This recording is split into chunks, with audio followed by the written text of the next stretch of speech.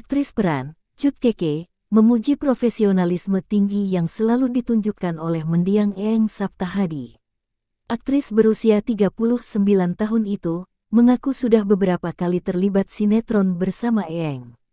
"Aku kenal Mas Eeng, udah beberapa judul terus berturut-turut, jadi aku melihat dia profesional sangat tinggi, bertanggung jawab," kata Cut Keke saat ditemui di rumah duka di kawasan Depok, Jawa Barat, Senin tanggal 22 Mei tahun 2023.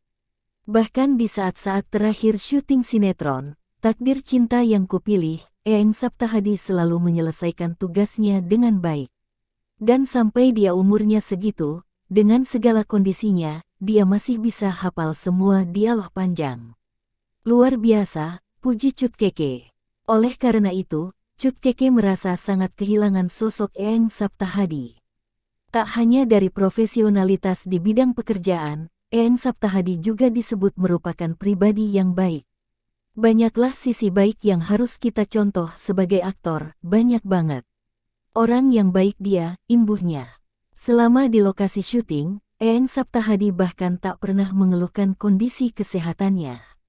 "Dia orang yang enggak pernah mengeluh dan profesional luar biasa," kata Cut Keke. Diberitakan sebelumnya, Eeng Saptahadi meninggal dunia karena COVID-19 dan komplikasi penyakit lainnya. Jenazah Eeng Saptahadi saat ini tengah disolatkan di Masjid Ar-Rahman Islamic Center Raffles Hills. Selanjutnya, jenazahnya akan dimakamkan di TPU Cipenjo, Cilengsi, dengan protokol COVID-19.